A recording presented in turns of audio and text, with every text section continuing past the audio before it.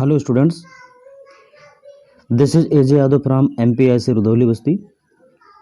आज का हमारा टॉपिक है कक्षा 12वीं के विद्यार्थियों के लिए शॉर्ट स्टोरी का लेसन 2 एन एस्ट्रोलॉजर्स डे। बच्चों, इस पार्ट का एक पार्ट हम आपको पढ़ा चुके हैं, जिसमें आपको एक ज्योतिषी के बारे में बताया जा रहा था कि ज्योतिषी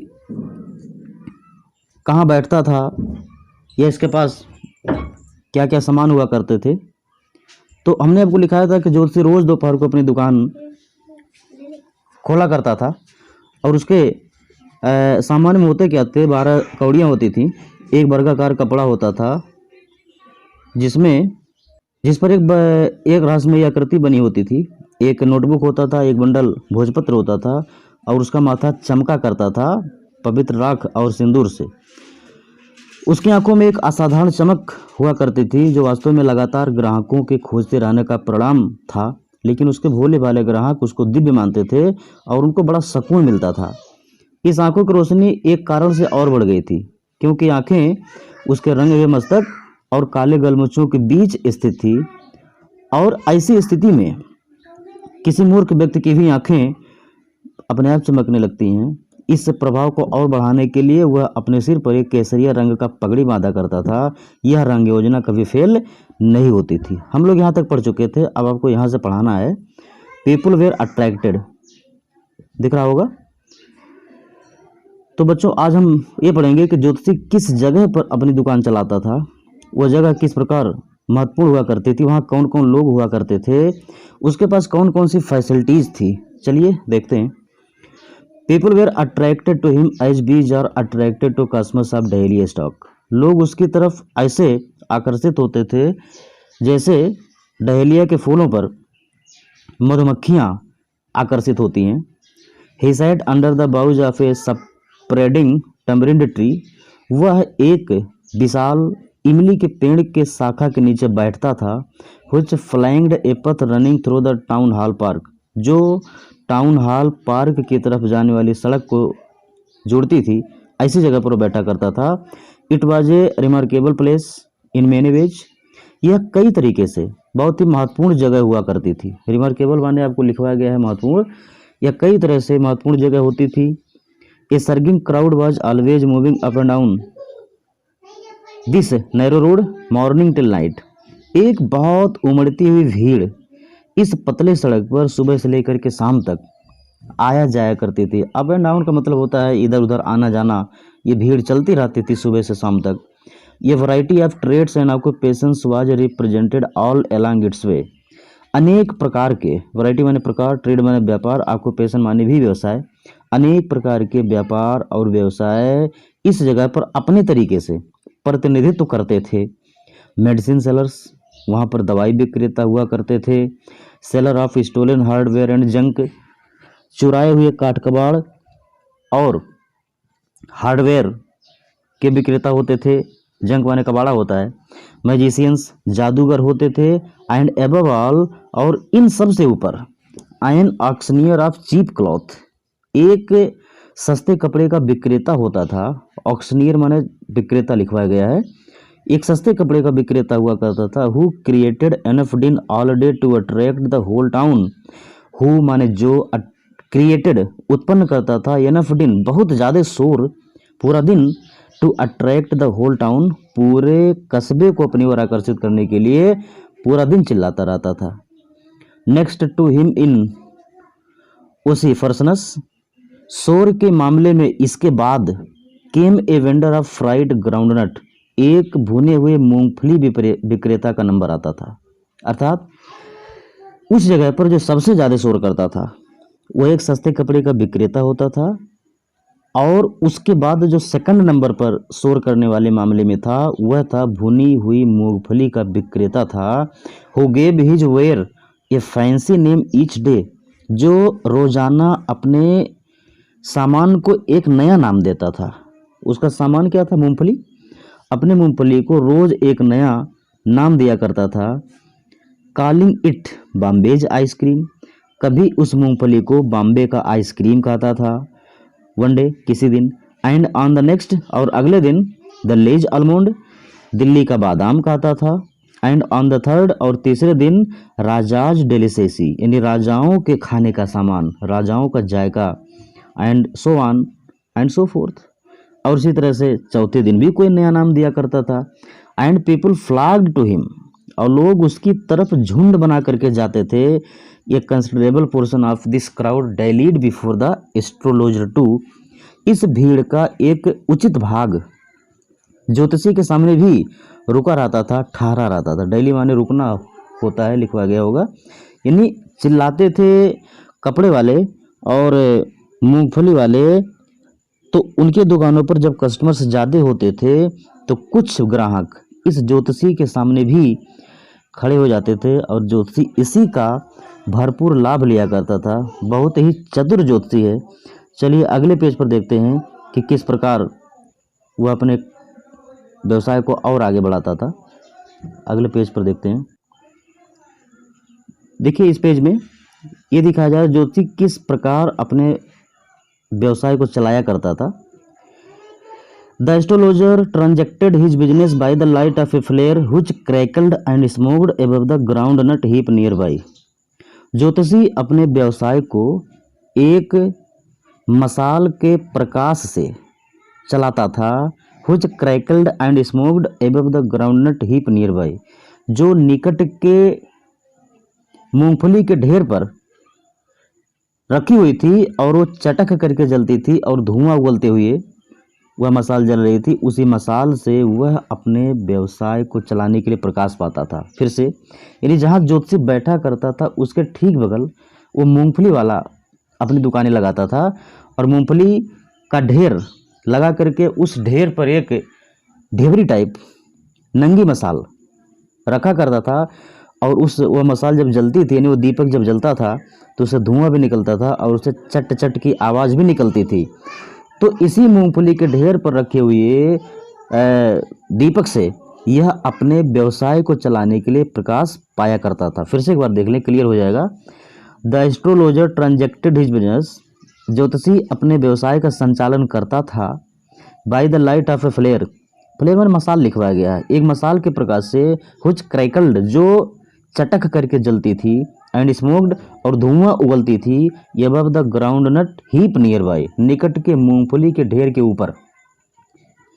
half the enchantment of the place was due to the fact, इस जगह का आकर्षण, आधा आकर्षण इस तथ्य से था कि it did not have the benefit of municipal lighting, कि इस जगह को नगरपालिका के प्रकाश का लाभ नहीं मिला था। अर्थात ये जगह ऐसी थी जो नगरपालिका द्वारा यहाँ प्रकाश की कोई व्यवस्था, रोड लाइट या स्ट्रीट लाइट, इस प्रकार की कोई सरकारी प्रकाश की व्यवस्था नहीं थी।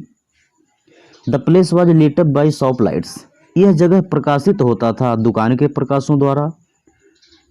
वहाँ जो अगल बगल के लोग दुकानें लगाते थे उसी दुकानों के प्रकाश से इस जगह पर प्रकाश मिलता था।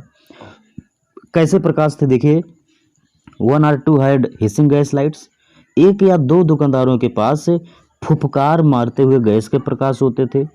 हिसिंग गैस का लाइट जो हमें लगता है वो पेट्रोमैक्स रहा होगा, जो गैस से एक लाइट जलता है, जैसे आपका ये गैस से उसमें मिंटल जला करके लाइट जलाते हैं, उस प्रकार का हमें लगता है वो गैस लाइट रहा होगा। Some had naked flares stuck on poles, कुछ दुकानदारों के पास नंगी मसालें थीं स्टक ऑन पोल्स, जो बांस पर बंधे हुए थे। Some were lit up by old cycle lamps, और कुछ दुकानों में प्रकाश मिलता था पुराने साइकिल लैंप द्वारा। एंड 1 or 2, और एक या दो ऐसे थे लाइक द एस्ट्रोलॉजर्स, ज्योतिषी की तरह, managed without light of their own, जो बिना खुद के प्रकाश की व्यवस्था के ही अपना काम चला रहे थे। यानी आप समझ गए, उस जगह पर जो प्रकाश मिलता था वह कोई सरकार द्वारा दिया गया प्रकाश की कोई व्यवस्था नहीं थी। उस जगह पर प्रकाश दुकानों के प्रकाश से मिलता था। कुछ दुकानों के पास हिसिंग गैस लाइट थे, कुछ के पास नंगी मसाले थे जो खंभे पर बांधे रहते थे, और कुछ दुकानों पर पुराने साइकिल लैंप हुआ करते थे, और एक या दो दुकानदार ऐसे भी आपको वहाँ दिखाई देते थे जो बिना प्रकाश के, उनके पास अपना कोई खुद का प्रकाश नहीं था, वो दूसरों के भरोसे अपने काम को किया करते थे। It was a bewildering criss cross of light rays, यहाँ प्रकाश के किरणों का चौंका देने वाला, चकित कर देने वाला तिरछापन होता था। एंड मूविंग शैडोज, और चलती फिरती परछाइयों का भौचक्का करने वाला तिरछापन होता था। फिर से एक बार, it was a bewildering cross of light rays and moving shadows, चलती फिरती परछाइयों और प्रकाश के किरणों का क्रिस क्रॉस माने आड़ा तिरछा, भौचक्का करने वाला आड़ा तिरछा आकृति यहाँ बना करती थी। यानी ज्योतिषी के सामने अगर कोई एक व्यक्ति खड़ा होता था तो उसकी 4-5 परछाइयाँ बना करती थी। एक दाएं से आती थी, एक बाएं से आती थी, एक पीछे से आती थी, एक और कहीं से आती थी।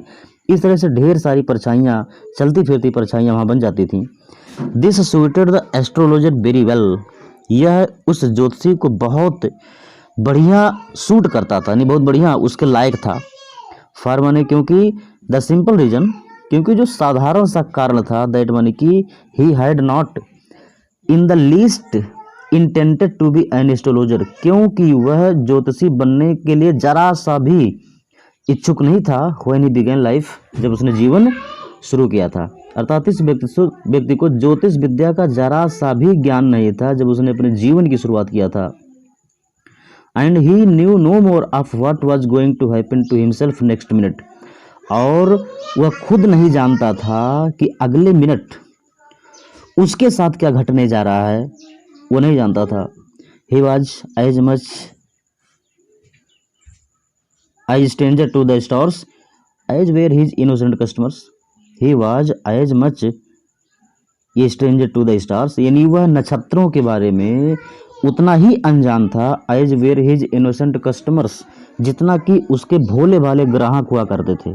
अर्थात वह शुक्र, शनि, मंगल, बुध, राहु, केतु आदि ये जो ग्रह गोचर होते थे उनके बारे में उसे कोई भी जानकारी नहीं थी। अपने भोले भाले ग्राहकों से भी वो गया गुजरा हुआ करता था। Yet he said things which pleased and astonished everyone, फिर भी वो ऐसी बातें कहता था जो लोगों को खुश कर देती थी और लोगों को चौंका देती थी। That was more a matter of study, practice and shrewd guesswork, ये वास्तव में कमाल था अध्ययन का, अभ्यास का और चालाकीपूर्ण अनुमानों का कमाल था।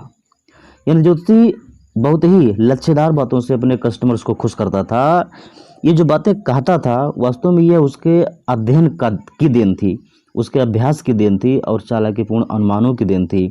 ऑल द सेम, फिर भी it was as much an honest man's labour as any other, फिर भी एक ईमानदार मजदूर के तरह, एंड डिजर्व द वैगेज, वह उस मजदूरी के योग्य हुआ करता था। ही carried home at the end of day, जिसे वह शाम के यानी दिन के समापन पर अपने घर ले जाता था। अर्थात लेखक कहना चाहता है कि ज्योतिषी उतनी आमदनी कर लेता था जितना एक ईमानदार मजदूर दिन भर काम करने के पश्चात कमाता था। एक ईमानदार मजदूर की तरह वह उस मजदूरी के योग्य होता था जब शाम को घर लौटा करता था।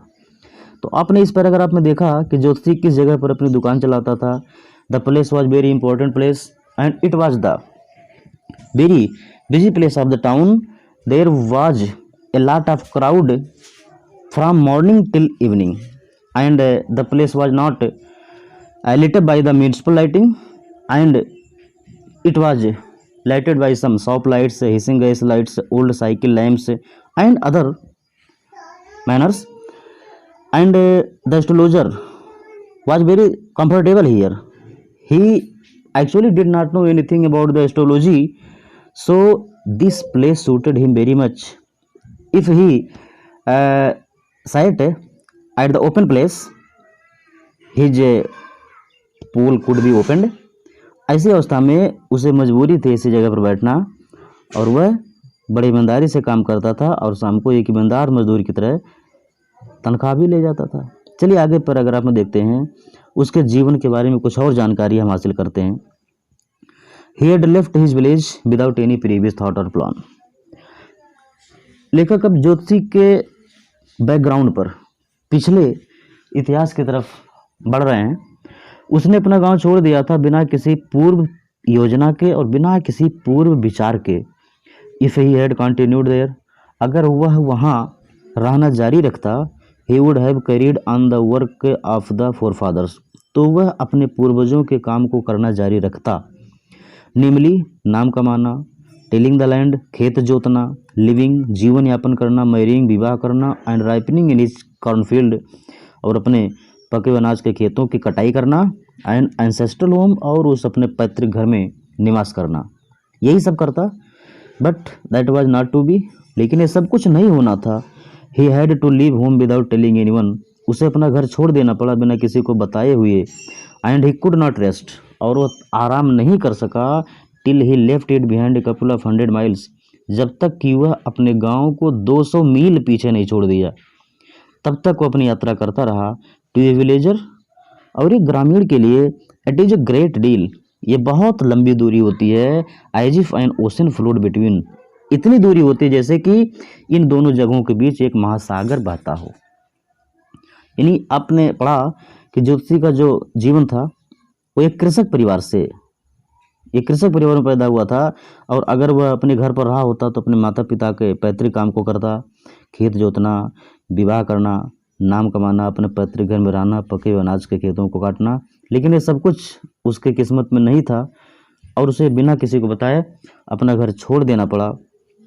और वो इतनी दूर चला गया, 200 मील। 200 मील आप जानते हैं कि गांव वालों के लिए, ग्रामीण के लिए, या ग्रामवासी के लिए बहुत लंबी दूरी होती है। 200 मील का मतलब कितना हो जाएगा, आप ये मान के चलें लगभग 300 किलोमीटर। हाँ, लगभग 300 से ज़्यादा ही होगा, 300 किलोमीटर से ज़्यादा ही होगा। इसी बीच फ़ोन भी डिस्टर्ब करते रहते हैं, इसको हम साइलेंट कर दें। तो चलिए, ज्योतिषी अपने घर को कितनी दूर छोड़ा, लगभग 200 मील पीछे छोड़ दिया, और ये 200 मील एक गांव वाले के लिए बहुत लंबी दूरी हुआ करती थी। आप जानते हैं कि 100 मील में 160 किलोमीटर के आसपास होते हैं, तो अगर 200 मील देखा जाए तो 320, यानी 300 से ऊपर इतना किलोमीटर बहुत मायने रखता है, और ये ग्रामीण इतनी लंबी दूरी नहीं तय कर सकता था। यानी ज्योतिषी बिना किसी को बताए अगर अपने घर को 200 मील पीछे छोड़ रहा है, इसका मतलब इसमें कोई गहरा राज छिपा हुआ है। आप कहानी के अंत तक बने रहिए और देखिए कि आखिर वह राज क्या है, उसे किन परिस्थितियों में अपना घर छोड़ना पड़ा। इतना शानदार उसके पास बैकग्राउंड था, फिर भी वो अपना घर छोड़ा और इतनी दूर जाकर के वो ज्योतिषी का रूप धारण कर लिया है। इसके पीछे कहीं न कहीं एक गहरा राज छिपा हुआ है। तो आइए चलते हैं अगले पार्ट में, अगले पैराग्राफ में देखते हैं क्या और कुछ जानकारी मिलती है। He had a working analysis of mankind's trouble, उसके पास मानव जाति के समस्याओं का विश्लेषण आता था। मैरिज, विवाह, मनी, धन and the tangles of human ties, और मानव जाति के बंधन, मानव जाति की तमाम उलझने, इन सब का विश्लेषण वो जानता था। वो जानता था कि मानव इन्हीं चीज़ों से परेशान होता है, या तो मैरिज से, या तो धन से, या तो अन्य मानवीय बंधन के जो उलझने होती हैं उनसे व्यक्ति परेशान रहता था। Long practice had sharpened his perception, लंबे अभ्यास ने उसके ज्ञान को और तेज कर दिया था। विद इन 5 मिनट्स, 5 मिनटों में he understood what was wrong, वह जान जाता था कि क्या समस्या है, क्या गलत है हमारे कस्टमर के साथ। ही चार्जड 3 पाइज पर क्वेश्चन, वह प्रति प्रश्न का 3 पाई शुल्क लेता था। बच्चों, पाई आपको समझाना चाहेंगे। पाई एक प्राचीन भारतीय मुद्रा है। इस मुद्रा को कुछ ऐसे समझिए कि 12 पाई बराबर 1 आना होता है, और 16 आने इक्वल टू 1 रुपया होता है। तो यानी 12 पाई को जब जोड़ा जाता था तब 1 आना होता था। यानी आप कह सकते हैं कि 1 आना में 12 पाई, तो 16 आना में कितने होंगे, 16 गुणे 12, 16 दाएँ 160 और 16 दूनी 32, यानी 192। 1 रुपये में 192 पाई होते हैं। और इस प्रकार देखा जाए तो अगर 1 रुपये में प्रश्नों की संख्या पूछी जाए तो 192 में भाग दे दीजिए 3 का, कितना हो जाएगा। 192 में आप जब 3 का भाग देंगे तो देख लीजिए, 192 भागा 3 64, यानी 1 रुपये में आप 64 क्वेश्चन पूछ सकते थे। ये उसका रेट था। पापा 1 रुपये में आप 64 क्वेश्चन उससे पूछ सकते थे। आगे देखें, और उसकी क्या खासियत थी, नेवर ओपन हिज माउथ, वह अपने मुंह को कभी नहीं खोलता था, till the other had spoken for at least 10 minutes, जब तक कि अगला व्यक्ति कम से कम 10 मिनट बोल न दे तब तक वो अपना मुंह नहीं खोलता था। which provided him with enough stuff for a dozen answers and advices, जो उसे 1 दर्जन उत्तर और सुझाव देने के लिए पर्याप्त सामग्री दे देता था। कितना चालाक प्राणी था जोशी, आप अंदाजा लगा सकते हैं। आप ही किसी व्यक्ति से 10 मिनट बात करिए तो सामने वाला आपकी समस्या जान जाएगा कि आप किस एंगल से परेशान हैं। तो यह जोशी भी बहुत ही बढ़िया माइंड रीडर था। जब कोई कस्टमर इसके पास जाता था तो 3 पाई के दाम से, 3 पाई प्रति प्रश्न के दाम से उनसे प्रश्न का शुल्क लेता था, और जब तक उसका कस्टमर 5 मिनट बोल नहीं लेता था तब तक वो अपना मुंह नहीं खोलता था। और जब कोई व्यक्ति 5 नहीं 10 मिनट, जब कोई व्यक्ति उसके सामने 10 मिनट बोल देता था तो इस ज्योतिषी को 1 दर्जन उत्तर मिल जाया करते थे, और बड़े आराम से वो अपने कस्टमर को संतुष्ट करता था। अपने ग्राहकों को संतुष्ट करने के लिए उसके पास कुछ रेडीमेड जवाब हुआ करते थे। देखिए कैसे रेडीमेड जवाब हैं। When he told the person before him, जब वह किसी व्यक्ति के सामने कहता था, गेजिंग एट हिज पाम, उसके हथेली को निहारते हुए, यानी झूठो, उसको कुछ जानकारी थी नहीं, वो अपने कस्टमर्स के हाथ को निहारता था और कहता था, in many ways you are not getting the fullest result for your efforts. उसका रेडीमेड जवाब होता था, इन मेनी वेज, कई तरीकों से, यू आर नॉट गेटिंग, आप नहीं पा रहे हैं, the fullest results for your efforts, अपने प्रयासों का पूर्ण परिणाम। फिर से देखिए उसका रेडीमेड जवाब, वह हर कस्टमर के साथ ये रूल अप्लाई करता था, ये फार्मूला। वह कस्टमर्स का हाथ निहारता था और कहता था, यानी हाथ की रेखाओं की तरफ निहारते हुए कहता था कि आपको आपके प्रयासों का पूरा परिणाम नहीं मिल पा रहा है। 9 out of 10 were disposed to agree with him, 10 में से 9 लोग उसके इस बात से सहमत हो जाया करते थे। सही भी है, सबके साथ ये फार्मूला लागू हो सकता है। आप किसी से कहिए, यार आप इतनी मेहनत करते हैं लेकिन आपको आपकी मेहनत का पूरा परिणाम नहीं मिलता है, तो लगभग सभी लोग संतुष्ट हो जाएंगे, हाँ यार हम तो बड़ी मेहनत करते हैं लेकिन हमको इस तरह से सफलता नहीं मिलती है। तो लगभग 10 में से 9 लोग संतुष्ट हो जाते थे। आर ही क्वेश्चन, या वह प्रश्न करता था, अगला प्रश्न क्या करता था, is there any women in your family, क्या तुम्हारे परिवार में कोई महिला है, may be even a distant relative, हो सकता है तुम्हारे दूर के रिश्तेदार हो, who is not well dispose towards you, जो तुम्हारे प्रति ठीक ठाक नहीं है, यानी उसकी विचारधारा तुम्हारे प्रति ठीक नहीं है। यानी कितना अच्छा जवाब होता था जो लगभग हर व्यक्ति पर लागू होता था। भाई हर परिवार में महिला होती है, अगर परिवार में नहीं तो रिश्तेदार में कहीं ना कहीं महिलाएं तो होती हैं। कहता था कि आपके प्रति एक महिला ऐसी है जो उसके विचार आपके प्रति ठीक ठाक नहीं है, और he gave an analysis of character, या वह चरित्र का विश्लेषण देना शुरू कर देता था। कहता था, most of your troubles are due to your nature, आपकी अधिकांश समस्याएं आपके स्वभाव से हैं, आपके नेचर के कारण आपकी ज़्यादा समस्याएं हैं। How can you be otherwise with Saturn where is, आप कैसे ठीक रह सकते हैं जब आपके साथ शनि है। शनि, सैटर्न माने शनि, एक देवता हैं, बड़े नाराज, बहुत जल्दी नाराज होते हैं शनि महाराज। तो जब आपके सामने आपके साथ शनि महाराज हैं तो आप कैसे ठीक रह सकते हैं। तो ज्योतिषी के इस चतुराई को आपने देखा कि किस प्रकार वो अपने कस्टमर को संतुष्ट करता था अपने रेडीमेड जवाबों से। वह ह्यूमन साइकोलॉजी का बहुत अच्छा ज्ञाता था। इस ह्यूमन साइकोलॉजी के दम पर वो अपने कस्टमर को संतुष्ट कर देता था और उसके कस्टमर फुली सेटिस्फाइड हो जाते थे, 90% सेटिस्फाइड हो जाते थे, और एक अच्छी इनकम अपने कस्टमर से कमाया करता था। बच्चों, कहानी का टर्निंग पॉइंट अभी नहीं आया है। हम अगले वीडियो में आपको बताएंगे कि ज्योतिषी के साथ एक दिन कौन ऐसी घटना घटी कि जिस दिन उसकी ये पोल खुलते खुलते बच गई। उसे लगा कि मैं तो पकड़ लिया गया हूँ, लेकिन कुछ ऐसा उसके साथ किस्मत मेहरबान हुआ कि उसकी पोल खुलते खुलते बच गई। और आपको अगले खंड में ये भी बताएंगे कि ज्योतिषी अपने घर को क्यों छोड़ा था, उसके सामने कौन सी ऐसी मजबूरी थी कि उसे अपना घर छोड़ करके इतनी दूर जाना पड़ा और अपना हुलिया बदल लेना पड़ा। और आपको ये भी बताएंगे कि ज्योतिषी एक बहुत ही आम व्यक्ति था और उसने कुछ ऐसा कारनामा किया था कि उसे अपने गांव से भागना पड़ा था। अपने गांव से कोई कब भागेगा? जब वो बहुत बढ़िया काम करेगा? नहीं, जब वो कोई भयंकर गलत काम करता है तब व्यक्ति अपना गांव, अपना घर, अपना समाज छोड़ करके भागता है। तो इसने भी कुछ ऐसा ही किया था और बाहर जा कर के एक प्रकांड बाबा का रूप धारण कर लिया था और भोली भाली जनता को ठगता था। तो वह क्यों गांव छोड़ा था?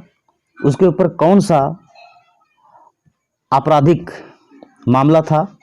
ये सब कुछ जानने के लिए वीडियो का अगला पार्ट देखें और वीडियो का अगला पार्ट हम जल्दी ही अपलोड करेंगे। तब तक आप लोग मीनिंग याद करते रहें और हमारे चैनल को हो सके सब्सक्राइब कर लीजिए। सब्सक्राइबर अगर बढ़ जाते हैं तो हम लाइव भी पढ़ा सकते हैं, लेकिन अभी सब्सक्राइबर बढ़ नहीं रहे हैं। तो आप लोग अगला वीडियो देखने के लिए इंतज़ार करें। तब तक मान याद करें। खुश रहें, मस्त रहें, स्वस्थ रहें।